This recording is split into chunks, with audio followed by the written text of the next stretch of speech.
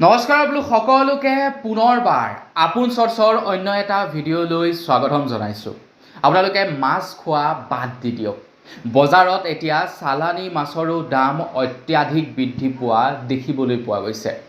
অসমত বৰ্তমান সময়ত পেট্ৰল ডিজেলৰ লগতে প্ৰয়োজনীয় প্ৰত্যেকবিধ সামগ্ৰীয়ে দাম বৃদ্ধি পাইছে। ইলেক্ট্ৰনিক সামগ্ৰীৰ পৰা আৰম্ভ কৰি চাউলৰ পৰা আৰম্ভ কৰি গাখীৰ পৰ্যন্ত প্ৰত্যেকটো বস্তুৰ দামেই বৃদ্ধি পাইছে বৰ্তমান সময়ত। গতিকে তেনে সময়তে খবৰ ওলাই পৰিছে চালানী মাছকে ধৰি যিবিলাক লোকেল মাছ আছে প্ৰত্যেকবিধ মাছৰে দাম অত্যাধিক ৰকমত বৃদ্ধি পাইছে। তো সেইবাবে কৈছোঁ মাছ খোৱা বাদ দি দিয়ক। মাংসৰ দাম কিন্তু ইমান বেছি বৃদ্ধি হোৱা নাই, কিন্তু মাছৰ দাম অত্যাধিক বৃদ্ধি পাইছে খুচুৰা বজাৰত। আৰু আমিতো খুচুৰা বজাৰৰ পৰাই ক্ৰয় কৰোঁ। আমিতো ক'তনো আৰু হ'লচেলত ক্ৰয় কৰোঁ একেলগতে 10 কেজি 20 কেজি। আমিতো ঘৰত খাবৰ কাৰণে 1 কেজি আধা কেজিহে কিনি আনো। গতিকে খুচুৰা বজাৰত মাছৰ অত্যাধিক দাম বৃদ্ধি পোৱা দেখিবলৈ পোৱা গৈছে। তো কিমান দাম বৃদ্ধি পালে সেই সম্পৰ্কত আজিৰ এই ভিডিঅ'টোত মই আপোনালোকক জনাম। ভিডিঅ'টো প্ৰথমৰ পৰা শেষলৈকে চাই থাকিব। মই শ্ৰী পাঞ্জি গগৈ, আপোনালোকে চাই আছে আপোন চৰ্চ। আহক আৰম্ভ কৰোঁ আজিৰ ভিডিঅ'। ইলেকশ্যন যোৱাৰ পাছতে এনেকুৱা ধৰণে বস্তুৰ দাম বৃদ্ধি পাইছে, মানুহক কুঙা কৰি মাৰিছে বস্তুৰ দামে। কোনটো বস্তুৰ দাম বৃদ্ধি হোৱা নাই সেইটো আপোনালোকে কওক। পেট্ৰলৰ দাম বৃদ্ধি পাইছে, ডিজেলৰ দাম বৃদ্ধি পাইছে, গেছৰ চিলিণ্ডাৰৰ দাম বৃদ্ধি পাইছে, চাউলৰ দাম বৃদ্ধি পাইছে, শাক পাচলিৰ দাম বৃদ্ধি পাইছে, পেকেটজাতীয় সামগ্ৰীৰ দাম বৃদ্ধি পাইছে, তাৰ লগে লগে গাখীৰৰ দাম বৃদ্ধি পাইছে। যিমানবিলাক বস্তু আমি দৈনিক ব্যৱহাৰ কৰোঁ প্ৰায় সংখ্যক বস্তুৰ দামেই বৰ্তমান সময়ত মাৰ্কেটত দাম বৃদ্ধি পোৱা দেখিবলৈ পোৱা গৈছে। কোনটো বস্তুত কিমান দাম বৃদ্ধি পালে এই সম্পৰ্কত মোৰ দ্বিতীয়টো চেনেল আপোন নিউজত আজি এটা ভিডিঅ' প্ৰস্তুত কৰিম। আপোনালোকে চাবগে পাৰে কোনবিলাক বস্তুত কিমান দাম বৃদ্ধি পাইছে। আপোনালোকৰ মাথা গৰম হৈ যাব, মই আপোনালোকক কৈছোঁ নহয়, ইমানেই অত্যাধিক দাম বৃদ্ধি পাইছে বস্তুবিলাকৰ। তো বন্ধু বান্ধৱীসকল, এতিয়া খবৰ ওলাই পৰিছে মাছ খোৱাও আমি বাদ দিব লাগিব, কিয়নো এতিয়া চালানী মাছতো অত্যাধিক দাম বৃদ্ধি পাইছে। যি চালানী মাছ নেকি আগতে মানুহে সুধি নাচায়, সেই চালানী মাছৰো এতিয়া অত্যাধিক দাম হোৱা দেখিবলৈ পোৱা গৈছে। কাৰণ লোকেল মাছ আৰু বেছি দাম বাঢ়ি গৈছে লোকেল মাছৰে। গতিকে চালানী মাছ সেইকাৰণে মানুহৰ এতিয়া হয়তো ছেকেণ্ড পচন্দ হ'ব পাৰে। অত্যাধিক বৃদ্ধি পাইছে চালানী মাছৰ সেই সময়তে। এতিয়া কিয় দাম বৃদ্ধি পাইছে সেইটো আমিতো কনফাৰ্মকৈ ক'ব নোৱাৰোঁ। হয়তো চাগে চববিলাক বস্তুৰ দাম বৃদ্ধি পোৱাৰ কাৰণেই চালানী মাছৰো দাম বৃদ্ধি পাইছে। যিহেতু মাছবিলাক ধৰিবৰ কাৰণে ডাঙৰ ডাঙৰ জাহাজবিলাক ব্যৱহাৰ কৰা হয়। মাছ ধৰিবৰ কাৰণে মানুহে ধৰে, মাছটো আৰু অট'মেটিকলি আহি নাযায় জাহাজত। তো তাৰ কাৰণে মানুহৰ হাজিৰা বৃদ্ধি পাইছে, খোৱা বস্তুৰ দাম বৃদ্ধি পাইছে, ফিউলৰ দাম বৃদ্ধি পাইছে। তো সেইবাবেই হয়তো চাগে এতিয়া মাছৰ দামো অত্যাধিক বৃদ্ধি কৰি দিয়া দেখিবলৈ পোৱা গৈছে। অত্যাধিক সাংঘাতিক ৰকমে মাছৰ দাম বৃদ্ধি পাইছে। কোন মাছত কিমান দাম বৃদ্ধি পালে আপুনি যদি এই কেইদিনত ক্ৰয় কৰিছে নিশ্চয়কৈ আপুনি গম পাইছে চাগে। চালানী ৰৌ আৰু বাহু মাছত আগতে 1 কেজিতকৈ ডাঙৰবিলাকৰ দাম আছিলে 300ৰ পৰা 350 টকা। এতিয়া দাম হৈছেগৈ প্ৰায় 400ৰ পৰা 450 টকা। সৰুটোৰ দাম বৰ্তমান সময়ত 250 টকাৰ পৰা 300 টকা পাৰ কিলো হৈছেগৈ। লগতে স্থানীয় চিতল মাছবিলাকৰ দাম 800ৰ পৰা 1200 টকা পৰ্যন্ত হৈছেগৈ। আগতে 600 টকাৰ ভিতৰতে পোৱা যায়। বৰালি আৰু আৰি মাছৰ দাম আগতে 100ৰ পৰা 150 টকা প্ৰতি কিলোত বৃদ্ধি পাইছে বুলি খবৰ ওলাই পৰিছে। আগতে দাম আছিলে 600ৰ পৰা 700 টকা, এতিয়া দাম হৈছেগৈ 700ৰ পৰা 1000 টকা।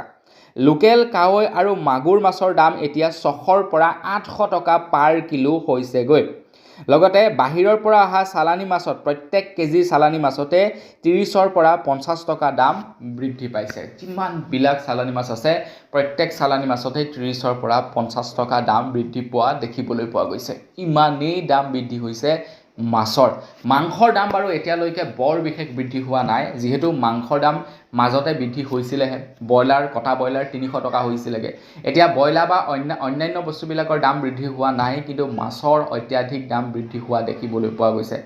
এবাৰ আপোনালোকে ভাবকচোন, চালানী মাছতো এতিয়া 50 টকা পৰ্যন্ত দাম বৃদ্ধি পাইছে। আপোনালোকে কাৱৈ মাছ 600ৰ পৰা 800 টকা কেজি দি কিমান কিনি খাব? দৈনিকটো কিনি খাব নোৱাৰে, সপ্তাহত এদিন, মাহেকত এদিন কিনি খাব। বাকী কেইদিন কি খাব? আপোনালোকে চালানী মাছেই খাব লাগিব। আৰু চালানী মাছতো এতিয়া দাম বৃদ্ধি পাইছে 50 টকালৈ। ইয়াতকৈ আৰু আমাৰ মানে ঝাটকা কিবা লাগেনে ভাবকচোন আপোনালোকে। এতিয়া বৰ্তমান যি নেকি দাম বৃদ্ধি পাইছে, এই দাম কেৱল চৰকাৰেহে কণ্ট্ৰল কৰিলে কৰিব পাৰিব, আৰু তাৰ বাহিৰে বেলেগে কণ্ট্ৰল কৰাৰ একো উপায়েই দেখা নাই। আপুনি প্ৰতিবাদ কৰিও লাভ নাই, আপুনি চিঞৰ বাখৰ কৰিও লাভ নাই। যদি দাম কমাব বিচাৰে কেৱল চৰকাৰৰ হাততহে আছে, চৰকাৰেহে দাম কমালে কমাব পাৰে। আৰু চৰকাৰে যদি দাম কমোৱাৰ ক্ষেত্ৰত কোনো গুৰুত্বই আৰোপ নকৰে, তেনেহ'লে আৰু কি হ'ব? দাম তেনেকৈয়ে থাকিব, দাম বৃদ্ধি পায়ে গৈ থাকিব। চিলিণ্ডাৰৰ দাম ভাবকচোন কেনেকৈ অভাৱনীয় হাৰত বৃদ্ধি পাইছে। একে কোবতে ৩,০০০ টকা হৈছেগৈ কমাৰ্চিয়েল চিলিণ্ডাৰৰ দাম। বাকী আমি ঘৰুৱা চিলিণ্ডাৰটোৰ দামটোতো আপোনালোকে জানে হাজাৰ টকাৰ ভিতৰত পোৱা যায়, কিন্তু সেইটো আকৌ লিগেল প্ৰক্ৰিয়াৰে পাবলৈ নাই, যাৰ কাৰণে ইলিগেল প্ৰক্ৰিয়াৰে ল'বলৈ যাওঁতে সেইটোতো ২,০০০-৩,০০০ টকা আমি পৰিশোধ কৰিব লাগে। এনেকৈ যদি প্ৰত্যেকটো বস্তুৰ দামেই বৃদ্ধি পাবলৈ হয়, তেন্তে আমি বিজেপি চৰকাৰত বহুৱাৰ অৰ্থটো কি থাকিলে? বিজেপি পাৰ্টিক আমি চৰকাৰ গঠন কৰিবলৈ দিয়াৰ অৰ্থটো কি থাকিলে? তেওঁলোকে যদি চৰকাৰ গঠন কৰাৰ পাছতেই বস্তুৰ দামবিলাক এনেকৈ বৃদ্ধি কৰাবলৈ লাগে, তেনেহ'লে আমি বেলেগ এখন চৰকাৰ দেখোন চিলেক্ট কৰিব পাৰিলোহেঁতেন। হয়নে নহয় আপোনালোকে কওকচোন? যদি বিজেপি চৰকাৰে এনেকুৱাই কৰিব লগা আছিলে, তেনেহ'লে আমি নিশ্চয়কৈ তেওঁলোকৰ বাহিৰে বেলেগ কিবা এটা চিন্তা কৰিলোহেঁতেন। আমাকতো কেৱল অৰুণোদয় আঁচনি বা অন্যান্য আঁচনিবিলাক দি থাকিলেই নহ'ব, আমাক বস্তুৰ দামো কম লাগিব, বস্তুৰ দামো কণ্ট্ৰল কৰিব লাগিব চৰকাৰে, তেতিয়াহে আমি প্ৰশংসা কৰিম। এতিয়া বস্তুৰ দামে আপোনালোকক কোঙা কৰিছেনে নাই কৰা নাজানো, কিন্তু সৰ্বসাধাৰণ ৰাইজক কোঙা কৰি পেলাইছে বস্তুৰ দামে। দুখীয়া শ্ৰেণীৰ মানুহৰ মাথাত ৰাম টাঙোন ফুটাইছে, কাৰণ এজন মানুহে দৈনিক হাজিৰা কৰি পায় ৫০০ টকা আৰু ২৫০ টকা দি যেতিয়া চালানী মাছ ক্ৰয় কৰি খাব লাগিব, তেতিয়া ভাবক তেখেতৰ কিমান টকাৰ ৰাহি হৈছে, তেখেতৰ কিমান টকাৰ খৰচা হৈছে।